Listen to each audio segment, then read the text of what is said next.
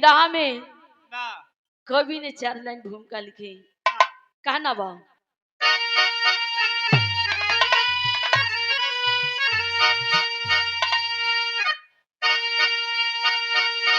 तो रक्त रंजित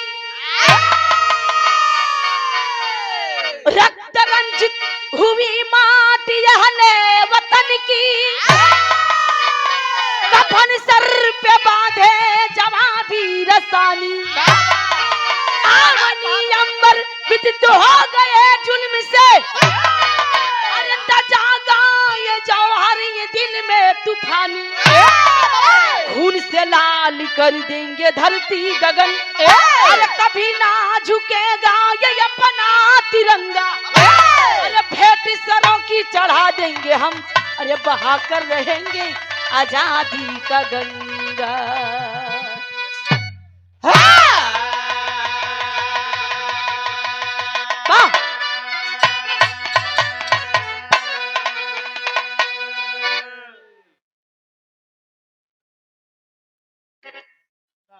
हमारा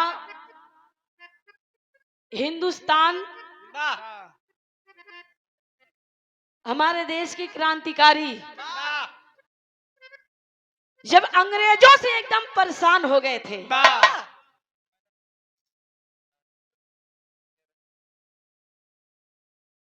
हमारे बीच में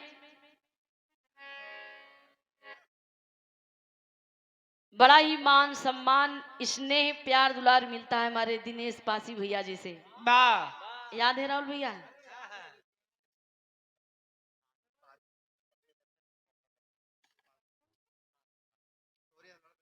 अच्छा, और ये प्रामादली परम श्रद्धेय आदित्य पासी प्रदेश अध्यक्ष हैं, अपना दल यश, ये 500 रुपए दे की सम्मान के बहुत बहुत प्रणाम आशीर्वाद की कामना, जोरदार ताली होनी चाहिए।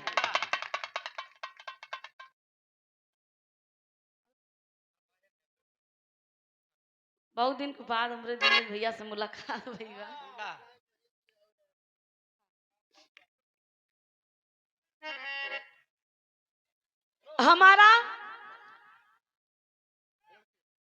हमारे भारत देश के क्रांतिकारी जब अंग्रेजों से एकदम परेशान हो गए थे, गुलामी की जंजीरों में जकड़े हुए थे, हमारे देश के क्रांतिकारियों ने एक पंचायत बटोरती है, मीटिंग बटोरती हैं, एकत्रित होके अपने हिंदुस्तान की भलाई के लिए, अपने भारत देश की भलाई के लिए, अपने बहन बेटियों की भलाई के लिए, माँ बाप की भलाई के लिए बहुत दूर तक आवाज उठाने की काम करते हैं। लेकिन गजल के टुकड़ा में कहना है क्या?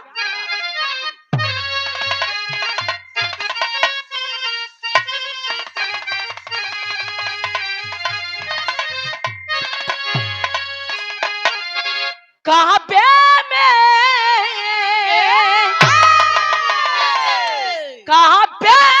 तेरा जलवाला काशी में नजारा है,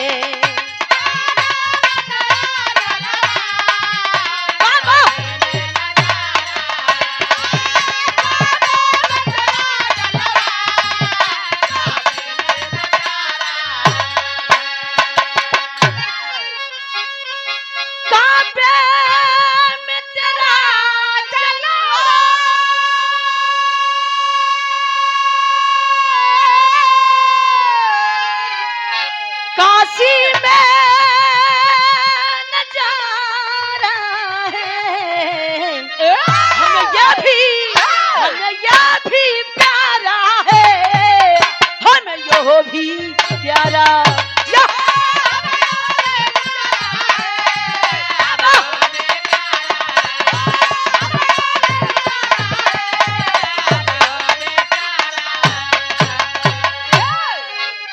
लेकिन भाव में कवि जी बड़ी सुंदर लाइन लिखते हैं क्या?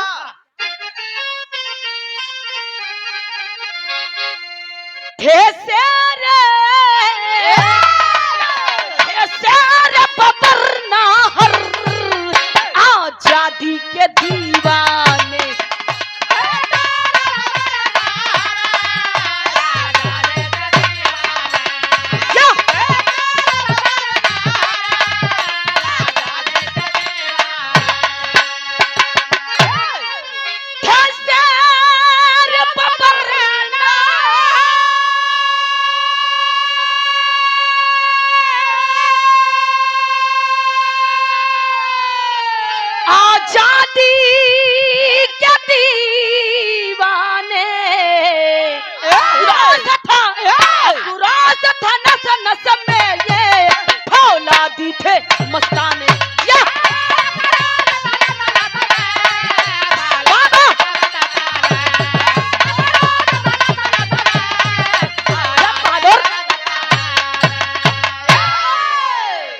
यही सी कहानी की शुरुआत बात जौहरी की भाव में कहना है क्या?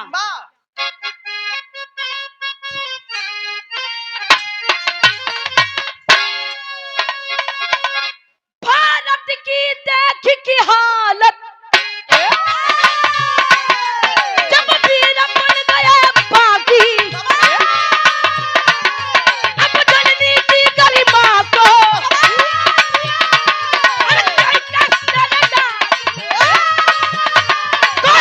नहीं करेंगे क्या कभी सलामी, जुल्म की लाठी,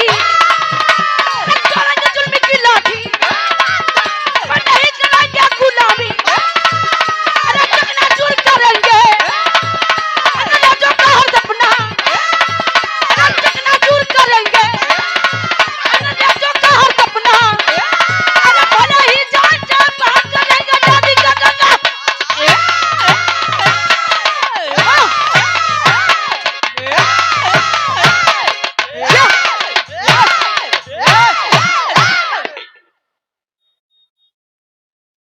कहानी की पहले समझला भैया,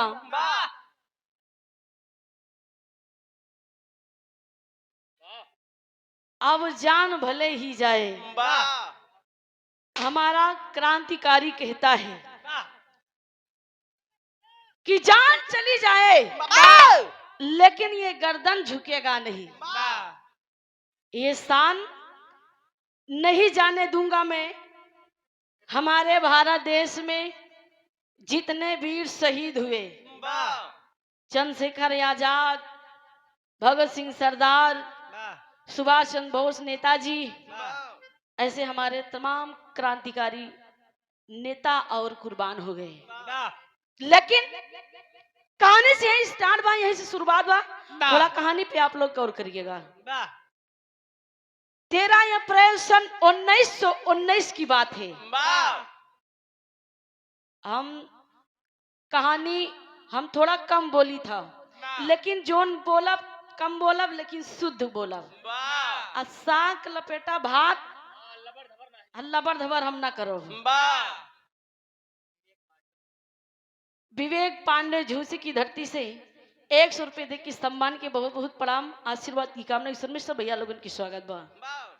1919 की बात है। पंजाब प्रांत के अंदर एक मेला लगा, वो भी मेला कहाँ, जलियांवाले बाग में मेला लगा। उस मेले में एक मीटिंग बटोरी गई, मीटिंग बटोरी गई और उस मेले में तमाम हमारे भारत देश की पंजाब प्रांत के अंदर जितने क्रांतिकारी थे मेले में गए और अपने विचारधाराओं को रखने के लिए एकत्रित हो गए। ए भैया लोगन आपन आपन लड़किया बच्चा मेहरारू छोड़ की उ मेलवा में गए, कुछ अपन मनोरंजन मेला देखे खातिर और कुछ लोगन गए अपने भारत देश के बात करने के लिए, मीटिंग करने के लिए गए। ए भैया जेका ललायत रहे भाई मेला देखे खा मेला देखा है, और जेके लालसा रहे अपने भारत देश के बचावे खातिर वो अपन आजादी के बारे में सोचे। ए भैया वो मीटिंग में अपन बात को रखा थे लोगन, बारी बारी से समझावत हुवन कि हमार बहन बेटी हमार लड़किया बच्चा कब तक अंग्रेजों के चंगुल में फंसे रहेंगे, कब तक गुलामी करते रहेंगे।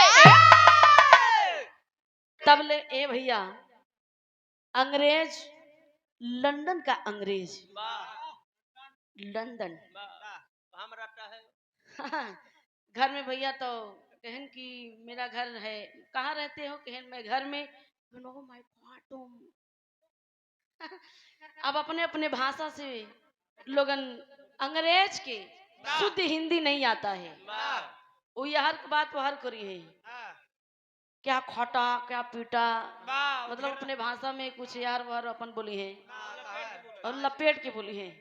लेकिन है भैया उस समय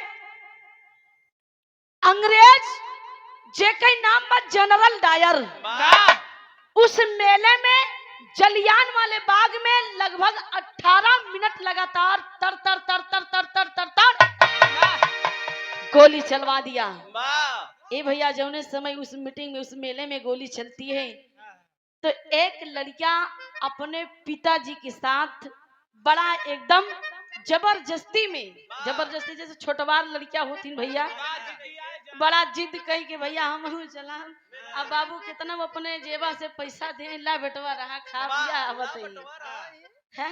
लेकिन लड़कियां अगर जिद कैले हैं भाई मेला देखा तो मेला देखो। 13 वर्ष की लड़कियां लाल बहादुर पाल सजई कला के पांव सरजिमी से परम शिष्य सुदामा पाल ए सुंदर से पुष्पार 100 रुपए दे के सम्मान के बहुत बहुत प्रणाम। लेकिन है भैया जौने समय 18 मिनट लगातार गोली चली तो इस समय 13 वर्ष की लड़कियां अपने बाबूजी के साथ उस मीटिंग में गया था मेला देखने। ए भैया जब गोली चलत बा तो 13 वर्ष की लड़किया के नाम रही ऊधम सिंह। ऊधम सिंह के पिताजी अपने बेटवा की गोदी में कहुनिया लिहिन। आज गोली चलत बा भैया जहाँ की गोली 2-3 गोली सीना में लग गई। जब भैया सीना में लगा था तो वही समय बेटवा के बचावे खातिर ऊधम सिंह के पिताजी उस पंजाब प्रांत जलियान वाले बाग में मेले में अपनी जान कुर्बान कर देते हैं। और आज भी प्रमाण है कि बैसाखी मेला उस जगह पर आज भी लगता है जलिया वाले बाग में। लेकिन है भैया जौने समय गोली खा गईलन, गोली चला था वही समय उस मेले के जितने लोग थे केहू जान बचावे खातिर भैया कुएं में कूद गए, गड्ढे में कूद गए और कितने कुचल कर मर गए। तले दबाए कि भैया पैरों तले दबा कर मर गए। कोई गोली खाकर मर गया। ए भैया जब सीना में गोली लगल बा ऊधम सिंह के पिताजी अपने बेटवा के हाथ लेके ऊधम सिंह के पिताजी कहा तो उनकी बेटा जब तक उस अंग्रेज जनरल डायर से आप बदला नहीं लोगे इस जलियान वाले बाग में जितने कुर्बान हुए हैं जान की आहुति दिए हैं आत्मा की शांति नहीं मिलेगी जब तक वो पापी शैतान मरेगा नहीं। यही से कहानी आगे बढ़ा था कि गीत लगी बटे।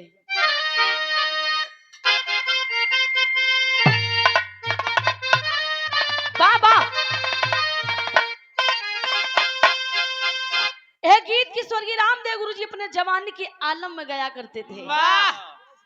हाँ लेकिन कहना का बा पिया परदेसिया न भावे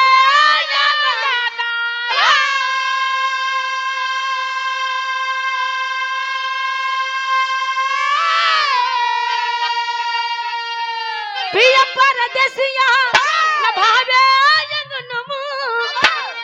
अरे बारी भाईल बासे जारिया हो मोरा उड़ी उड़ी जाला अचरिया।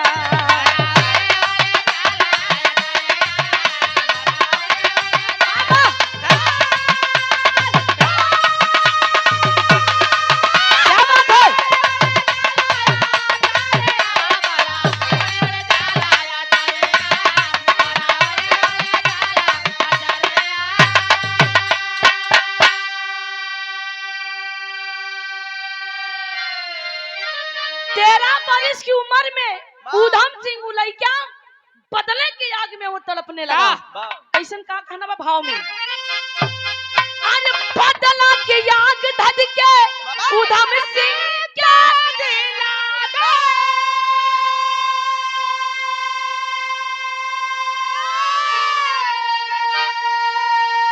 बदला के आग धध के ऊधम सिंह के दिल में अरे भैले सवार तब जुनून नवा हो कर वही जनरल डायर के खुनवा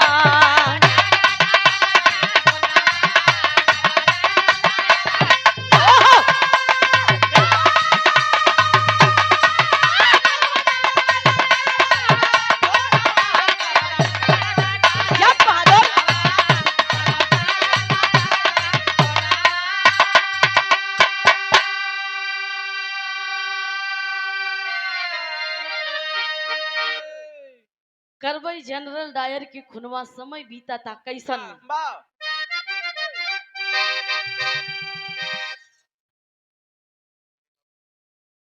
आप परमादली परम सुदे श्री धर्मराज यादव बड़े बाबू टिकरा के पाँव सरजुमी से 100 रुपए दे के सम्मान किए। कहना कबा धीरे धीरे बीतल अरे 20 साल के समय अरे छोड़ के पंजाब उधम गईले बम्बईया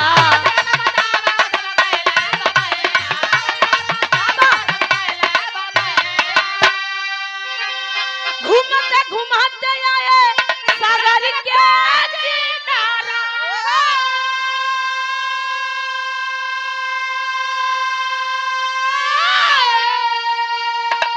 घूमते घुमाते आए सागर के किनारवा अरे खाटल बये को घटाना होकर बन जनरल डायर की हुनवा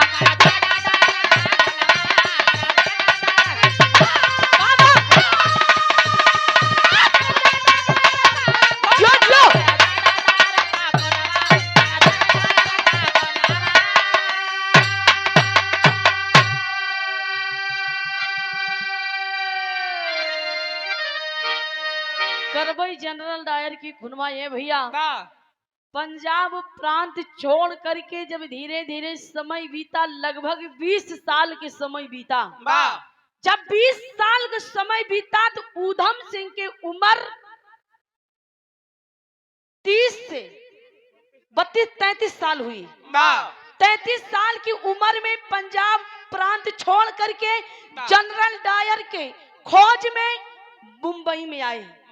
जब मुंबई में भैया जुहू चौपाटी किनारे जब पहुंचे तो जे जब भाई जुहू चौपाटी किनारे का हुआ नजारा देखे हुए बढ़िया हवा पहन जुहू चौपाटी किनारे जब पहुंचे ऊधम सिंह ताजी ताजी एकदम बढ़िया से हवा जब लिहन सतरंगी हवा चलत रही भाई जान लग नाव में जब समुद्र में नाव चलत रहे बड़ी लहर मारत रही। एक नाव वैसा रहे बड़ी सजी रही और नाव पे जान लगे बहुत सारे यात्रीगण सवार थे। भैया वो नाव समुद्र के लहरों पर थोड़ा डगमगा कर लहरों के बीच में वो ऊपर नीचे होने लगी। जब ऊपर नीचे हो लगी जो जितना सवार है कोनो ये की जात बा कोनो ये की जात बा यात्रीगण चिल्लाए माई बहन बैठी रही सब चिल्लाए लगिन कि भैया नाव डूब रही है बचाओ बचाओ। ए भैया जब ऊधम सिंह के कान में आवाज गई देखा तो कि हमारे आंखी के सामने नाव डूबा था। अब ऊधम सिंह भी चिल्लाए लगिन कहीं भैया नाव डूब रही है बचाओ बचाओ। अब देख भैया भाई जैसे कहते नहीं अगर दो भाई के बीच में लड़ाई होत बा तो चारों आधा गांव बनाई देखाई में लग जाथिन आधा गांव। अब जान ल देखे लागिन जब चारों कई से जितना हुआ केहू हाफ पहने बा केहू फुल पहने बा केहू दबंग चश्मा लगा के निहारत बा केहू नहीं लगाए बा निहारत बा। आज सब नजारा देखते हैं लेकिन कूदई बरे केहू तैयार नहीं बा। अब देखा पंजाब प्रांत के लवंडा ऊधम सिंह ताजी ताजी एकदम हाँ छरार बदन नौजवान लवंडा एकदम ताजा ताजा खून एकदम खौलाई लाग तो बेचारा पहले से खौलत रहे मतलब खुनवा आज जब बेचारा देखे आंखी सामने घटना हो जाए माई बहन बूढ़ के मर जाई है। हाँ तू जज्बात में आकर के कूद पड़ा समुद्र में। जब समुद्र में कूद पड़ा तो बारी बारी से जितना लोग सवार थे हाथ पकड़ के निकाले तो भैया उन नैया पे एक लड़की सवार रही लड़की और लड़की का नाम रहे रेखा रेखा। लेकिन ऊधम सिंह ने रेखा को देखा अब बेचारी जब आई अब ऊधम सिंह तो दुश्मन के खोज में है कि सरवा कहूँ मिल जाए तो उड़ाई देवे। अब यार हाथ पकड़ ली है रेखा के जब रेखा हाथ अपन दिहेसी हाथ में तो रेखा सुंदरता को देखकर लोभित हो गई ऊधम सिंह के भाई नजरिए या दोस्त बा भाई उम्र का दोस्त नहीं बा नजर का दोस्त बा उम्र का करे भैया नजरिए कुल करा। हाँ? उम्र तो भाई का लोग पुरनिया कहें कि तन बुढ़ा हो जाता है लेकिन मन बुढ़ा नहीं होता है। ई मन हमेशा सदैव चंचल रहता है। आसाराम बापू राम रहीम काजू बादाम। लेकिन है भैया, रेखा ऊधम सिंह को देखा, कहने लगी, मन में सोचने लगी कि मैं ऐसे जिंदगी में अपने जीवन में पहली बार लड़का देखा है इतना मुस्टन जो मुझे इस मुंबई शहर में नहीं मिला। इस देश का, इस जगह के रहने वाला ये लड़का नहीं है। इतना सुंदर ऊधम सिंह थे। लेकिन एक गीत लगे बा,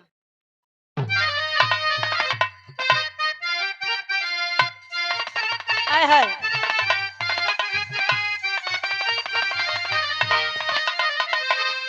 कोनो दुल्हन अपने दुल्हा से बड़ा प्यार से कहे, का कहे, तो निके लैला हो। जैसे कोनो दुल्हन अपने दुल्हा के ज्यादा मया थी, ज्यादा प्यार करत थी, तो दुल्हन कहते नहीं कि मनावे के तरीका एक अलग होता। दुल्हा कितनो नाराज हो जाए, अगर बढ़िया शौक श्रृंगार कैले और जब जाग बैठ जाए बढ़िया से, और बेटी पापा और कुछ कमी हो गलती हो माफ करे, बेचारी मनावत बा। मेहरारू अपने दुल्हा के मनावत आ, कैसे मनावे,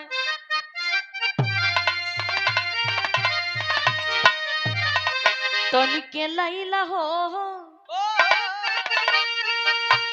ए राजा लैला, ए बलमुआ लैला हो, तो निके लैला हो बलमुआ हमके कोर दिया दिया।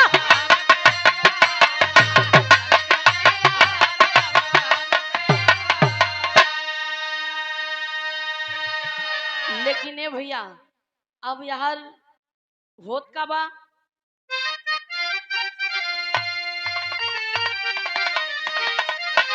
डूबल धारा बीचे और धारा पीछे हो, डूबल धारा बीचे रेखा के नवा तारिया।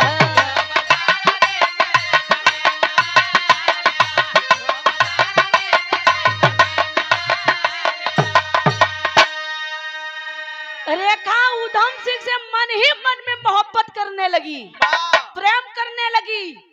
जे भैया उस समय रेखा ऊधम सिंह से अपन परिचय जब पूछेला कि आप कहाँ के रहने वाले हो, आपका नाम क्या है, आप यहाँ कैसे आए हो, आप हमारी मदद करके हमारे यात्रीगण को बचा करके आपको बहुत बहुत शुक्रिया अदा करती हूँ। ऊधम सिंह ने कहा थैंक यू थैंक यू। और रेखा कहने लगी आपने हमारी जान बचाई और मैं आप पर बहुत ज्यादा मोहित हूँ, बहुत ज्यादा फिदा हूँ। रेखा को देख करके ऊधम सिंह ने कहा ओ इनके जान बचा ले तो इनके प्यार का बुखार चढ़ गया बा। ऊधम सिंह ने डांट करके बोला लड़की तुम अपने होश में हो। रेखा कहने लगी हम अपने बड़े होश में है, लेकिन हमार थोड़ा बात सुनला कि गीत लगे बा, बदल गई बका।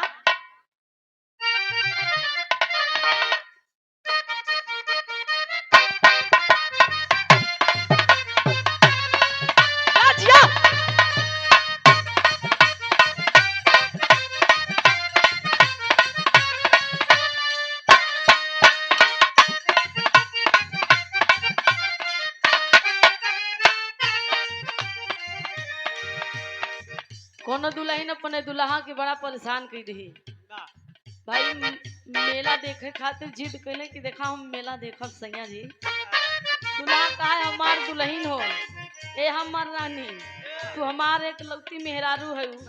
अब मेला में बहुत बड़ा भीड़ हुई और वो भीड़ में हेरा जेबू तो हम तो का कहाँ पाई। तो है दुल्हा एक बात कहे, का कहे,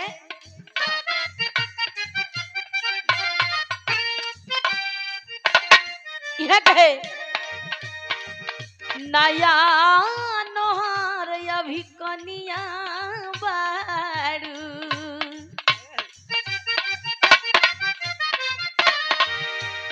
मेला देख कई के जिद करा तारू हमरा के डलले बारू काहे तू झमेला में ए गोरिया हेरा जैबू मैहर के मेला में नया नोहर अभी कनिया बारू मेला देखाई के जिद करतारू बाबा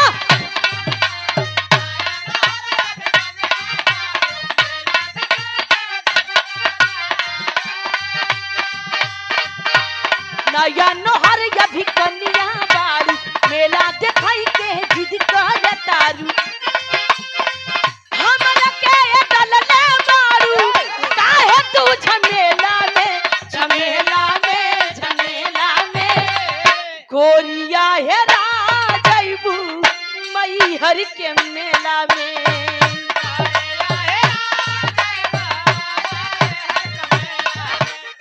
लेकिन भाम कहना बा रेखा उधम सिंह से कहे वाह तोहरा बिना हम जीना पाई रेखा उधम सिंह से इतनी बात बोला Udham Singh oh my God ये लड़की मेरे भी नहीं जी पाएगी अभी आधे चंद मिनटों में हमसे प्यार कर बैठी मोहम्मद खाली हम मोहब्बत कर बैठी और ये मेरे भी जी नहीं पाएगी मैं यहाँ के रहने वाला नहीं हूँ तुम्हें कहने रही क्या कह रही है तोहरा बिना हम जीना पाई जिंदगी तोहरे साथे बिताई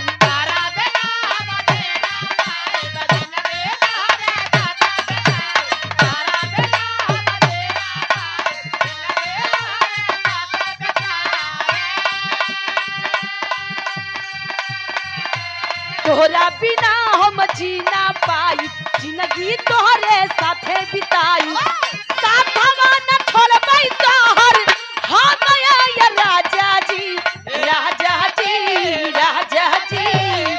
अपने जीवन के साथी हमरा के बनाला जी एकदम चौगेन उधम सिंह केहन बतावल है प्यार करीन मोहब्बत करीन अब बियाह करे के सपना देख ली हमरे बिन जी ना पहिए अपने जीवन के साथी बनावे चाहते लेकिन डांट करके उधम सिंह ने बोला कि यार रेखा जी मैं पंजाब प्रांत का रहने वाला हूँ सारी बात सारी घटना उधम सिंह ने बताया और उस समय एक बात बड़ी ऊंची कहने लगी इस शब्द पर इस लाइन पर आप लोग गौर करिएगा तर्जुमे कहना बाका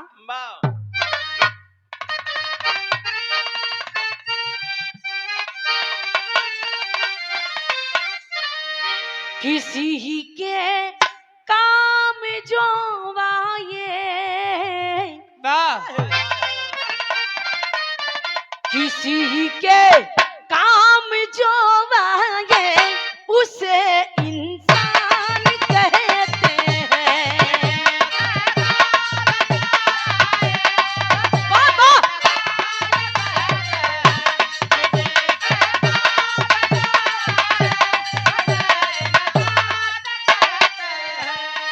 लेकिन भाव कहना है आप लोग इस लाइन पर गौर करिएगा क्या उधम सिंह रेखा सिंह बतावत हुए वतन की सरजमी पर सर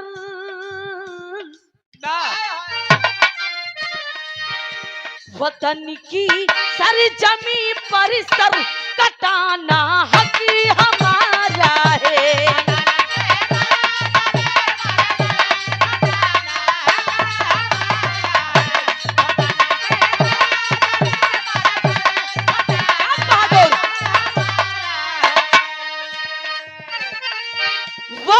की सरजमी पर सर कटाना हक हमारा है वतन की सरजमी पर सर कटाना है। अमन छीना वतन का जो, अमन छीना वतन का जो, वही दुश्मन हमारा, वही दुश्मन हमारा। अमन छीना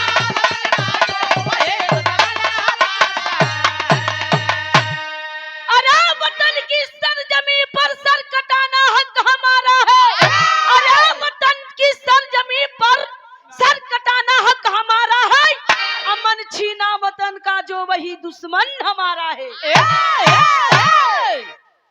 ए भैया, ऊधम सिंह ने कहा कि वो जनरल डायर मेरा दुश्मन है। मेरा पंजाब प्रांत के अंदर जितने क्रांतिकारी थे, बाल बच्चे बीबी बहन अनाथ हो गए, विधवा हो गई मेरी माताएं बहनें, और कितने बहन का भाई लुट गए। कहा गया कितनी माँ ने लाल गंवाई, कितनी बहनों ने भाई, कितनी माँ ने लाल गंवाई, कितनी बहनों ने भाई। अरे कितने का सिंदूर लुट गया, तब ये आजादी पाई, तब ये आजादी पाई। कहा गया चंद्रशेखर आजाद, भगत सिंह, झांसी की लक्ष्मीबाई, वीर शिवा राणा प्रताप ने हंसकर अपनी जान गंवाई। इसी भारत देश के लिए अंग्रेजों से लड़ करके वो झांसी की रानी घोड़े पर सवार होकर के लगाम पकड़ के तलवार लेके दुश्मनों को पर वार पे वार करते गई। लेकिन ये भैया उस समय रेखा कहने लगी कि मैं रेखा मुंबई शहर के सबसे बड़े सेठ की लड़की थी। रेखा के पिता का नाम था धनपत राव सेठ। एक लौती बिटिया रेखा जवन अपने पिताजी से कहती थी, वो उनके पिताजी वो हाजिर कर देती थी। लेके गई ऊधम सिंह को अपने पिताजी से मिलवाती है, और सेठ जी कहने लगे लड़का सुंदर है, रेखा बिटिया आप इसे शादी करना चाहती हो? जी पिताजी मैं शादी करना चाहती हूँ। लेकिन ऊधम सिंह ने कहा कि मैं इस शादी से और इस प्यार मोहब्बत से मुझे कोई लगाव नहीं है। मेरा एक मजबूरी है, मेरी एक मजबूरी है कि मैं अपने दुश्मनों की खोज में यहाँ तक आया हूँ। रेखा कहने लगी वो जनरल डायर मुंबई शहर जुहू चौपाटी के किनारे नहीं मिलेगा, वो साला पापी शैतान लंदन में मिलेगा, वो अंग्रेज लंदन में मिलेगा। आपको लंदन जाना चाहिए, और लंदन जाने के लिए मैं अपने पिताजी से 2 टिकट कटवाती है, और कटवाने के बाद लंदन जाने के लिए तैयार होती है। कहना का बा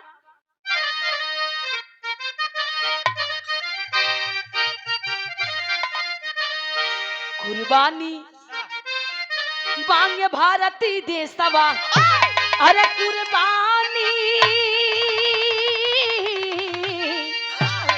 कुर्बानी मांगे भारती देशवा, गर्जा वीर बघेला से हिंद से लन।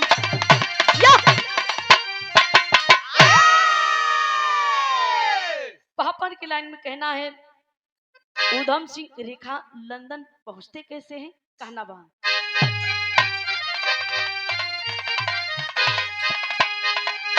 अरे पहुंचा जाके लंदन के दरमियान जान से मारूंगा।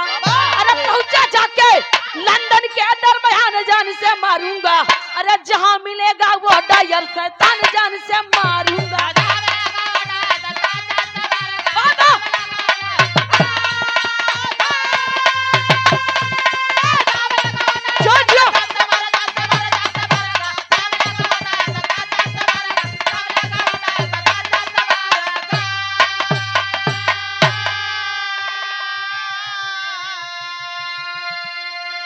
लंदन में जब पहुंचते हैं तो उस समय अंग्रेज भैया खुलापन अमरुआ दिखावत रहे।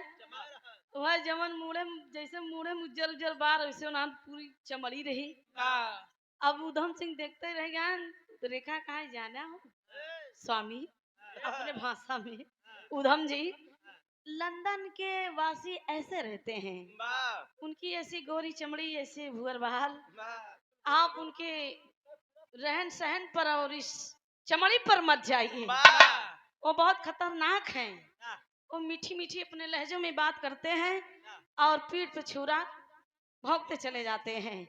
लेकिन उस समय उधम सिंह ने कहा कि वो शैतान जनरल डायर नहीं दिख रहा है। तो रेखा कहने लगी अभी वक्त है, टाइम है, हम लोगों के बीच में वो ऐसा नहीं टहलता है, ऐसे भीड़ में नहीं टहलता है। वो लंदन के इस लंदन की धरती के वो शेर है, माना जाना हस्ती है। ए भैया, उस लंदन में जब पहुंचते हैं तो वहां पर रेखा और जनरल डायर की खोज में चारों तरफ से उधम सिंह आंख दौड़ाते हैं कि वो कहीं भी मिल जाएगा मैं तुरंत मार दूंगा।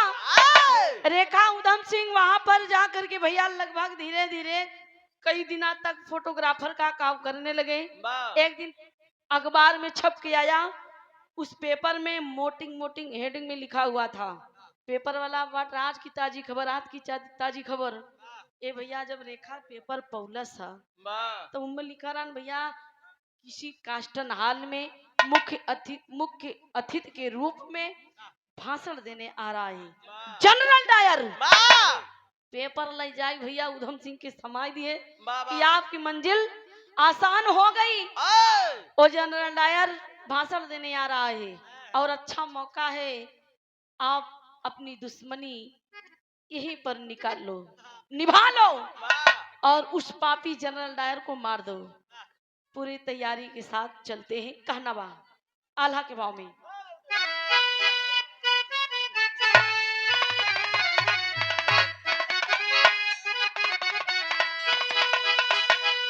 भारत माता की जय बोली के सपुतवा भैया, अरे हाथवा में लाई लिहाले हाथिया,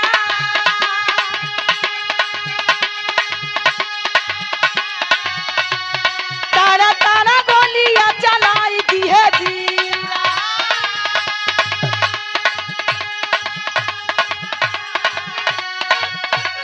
हीरा जनरल डायर माची का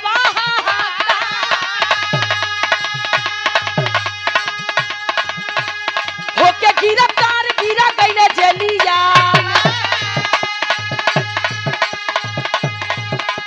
चलल बा मुकदमा केस बनल बरिया, फैसला अदालत से आयल कुछ दिन में, फांसी का सजा तब सुनावे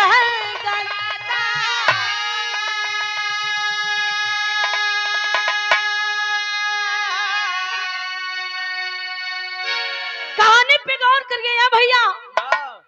उस कास्टन हॉल में उधम सिंह अपने पूरी तैयारी के साथ जब पहुंचे तो उस समय जनरल डायर तमाम अंग्रेज के सिपाही चारों तरफ से घेरी हुई है, उस जनरल डायर के बॉडीगार्ड लगे हैं और तमाम वहां की जनता बैठकर जनरल डायर की भाषा को सुन रही है।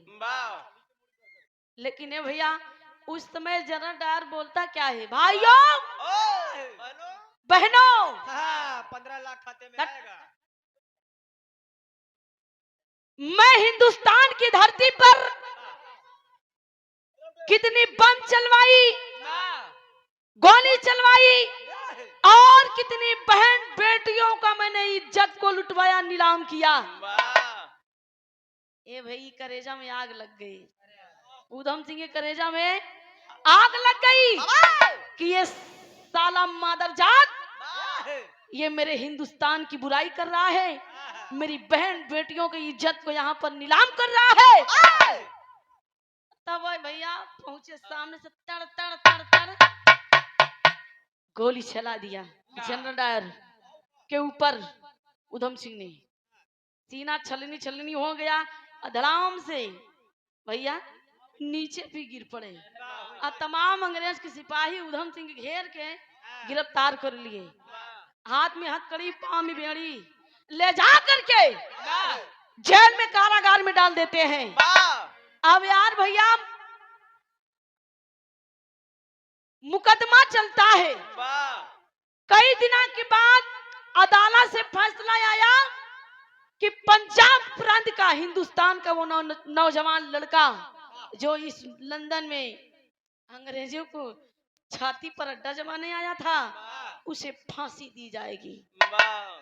फांसी की सजा सुन करके उधम सिंह ने कहा, पिताजी, मन में अपने पिताजी से बात कर रहा है कि पिताजी, हमारे और पंजाब प्रांत के वासी जितने कुर्बान हुए हैं, शहीद हुए हैं, आपको सलूट करता हूँ, सलाम करता हूँ, आपकी आत्मा को शांति मिले। मैं भी आ रहा हूँ, मुझे कोई गम और कोई परवाह नहीं है, मैं फांसी पे नहीं, मैं जलती आग में कूद जाऊंगा। ए भैया, फांसी का सजा जब सुनाई दी गई, फांसी का डेट आया कि फला तारीख को फला बजे,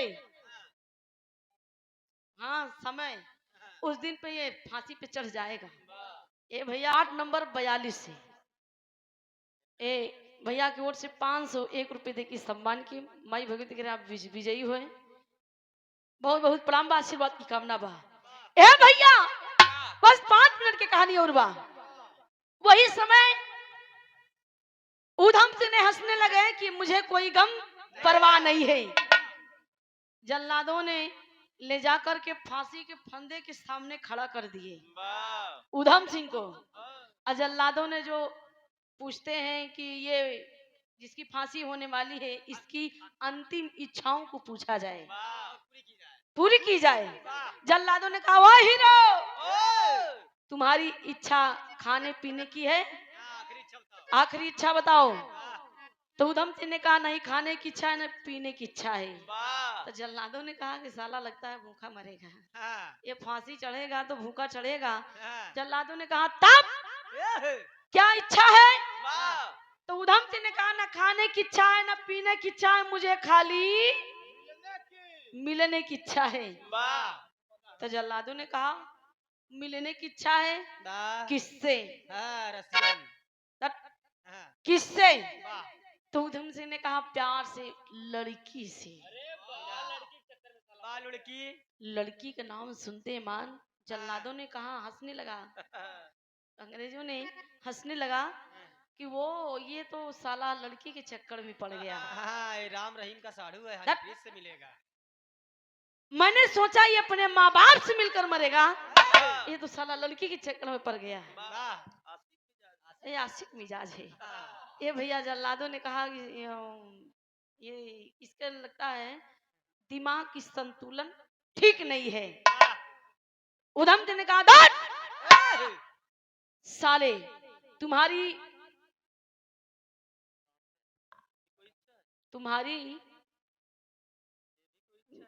तुम्हारी जो ये हंसने वाली ठिठोली है, मेरे करेजा को घायल कर रही है। तुम्हारा काम क्या है? जो फांसी पे लटकने वाला है उसकी इच्छा पूर्ति करना। तो मेरी इच्छा है लड़की से मिलना है, तो उसे बुलाया जाए। जल्लादों ने कहा, चलो ठीक है, उसका नाम बताओ। कहने लगे, रेखा।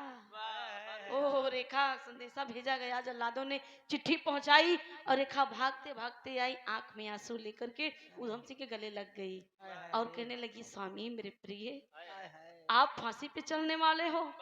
उधम सिंह ने कहा, रे पगली, तू रोवत है? आई तेरा आशिक, ये तेरा मजनू, ये तेरा दुल्हा, तेरा प्रेमी, जिसे तुम अपने दिल से जान से ज्यादा प्यार करती हो, ये फांसी पे चलने वाला है। तुम्हें फक्र होना चाहिए, गर्व होना चाहिए, नाज होना चाहिए कि ये तेरा उधम सिंह कोई गलत काम करके फांसी पे नहीं चलने वाला है, अपने हिंदुस्तान क्रांतिकारियों का, अपने बाप का बदला लेकर के फांसी पे चलने वाला है। रेखा कहने लगी, उधम सिंह जी, मुझे नाज है, फक्र है, गर्व है, गर्व है। मैं नाच करती हूँ कि मैं तुम्हारे जैसे मोहब्बत की, तुम्हारे जैसे इंसान से। लेकिन आखिरी बार में उधम सिंह ने कहा रेखा से कि अगर मैं फांसी पे चढ़ जाऊंगा तो मेरी लाश को ले जाकर के फिर हिंदुस्तान के धरती पर कफन दफन करना। ये जल्लादों के हाथों मेरी लाश मत लगने देना। वादा करती है रेखा। और उस समय जल्लादों ने काला कपड़ा डालकर, फांसी का फंदा गले में डालकर जैसे डोरी खींचना चाहा उधम दिन का ढाट जल्ला दो। मैं तुम जैसे जल्लादों को हाथे नहीं मरूंगा, मैं खुद फांसी का डोरी खींच कर मरूंगा। और फांसी का फंदा डालकर कैसे मरते हैं डोरी का, फांसी का डोरी खींच करके कहना है वाह क्या कुर्बानी है, अरे चमन वतन का सींचे बीरवा, अपने हाथे फांसी वाली डोरी खींचे बीरवा। जो जो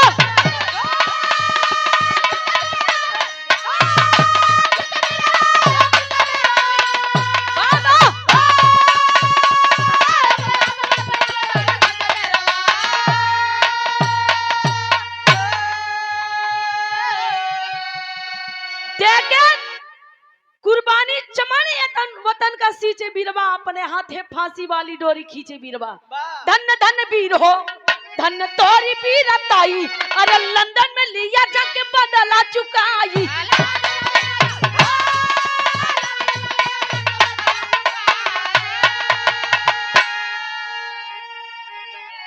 ऐसा हुआ ना कोई बहादुर जग के बीचवा, अपने हाथे फांसी वाली डोरी खींचे भी।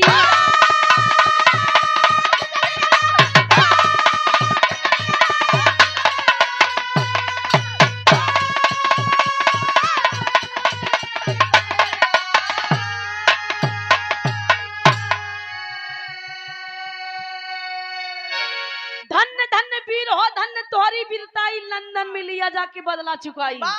पंजाब प्रांत से मुंबई, मुंबई से लंदन में हमारे हिंदुस्तान के सबसे कम उम्र, छोटी उम्र में, कम समय में लंदन में जाकर के अंग्रेजों के घर में घुस करके अपने हिंदुस्तान क्रांतिकारियों का बदला लिया। ऐसे वीर नौजवान को दिल से सलूट है और तहे दिल से नमन है। कहना है आखिरी भाव में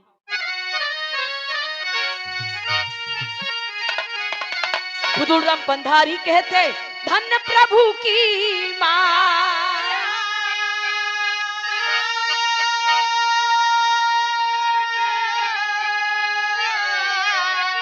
कथन किया कमल सिंह यादव, अरे सारद मां की छा।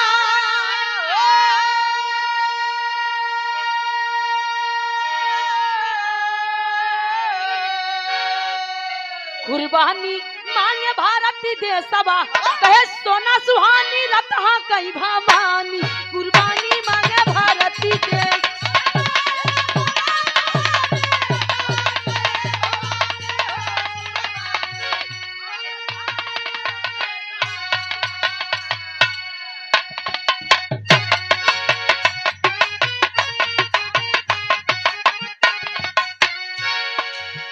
राजा हो तो है कैसे मनाई।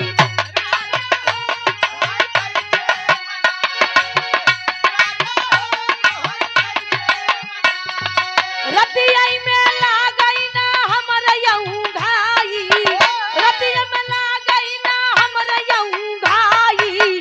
दुल्हा हो तो है कैसे मनाई।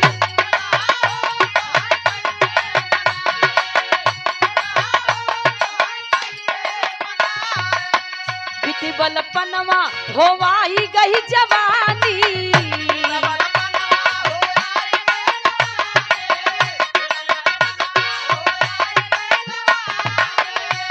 बलपनवा होवाई गई जवानी। रही रही के रही रही के रही रही के सजिया के ले अंगा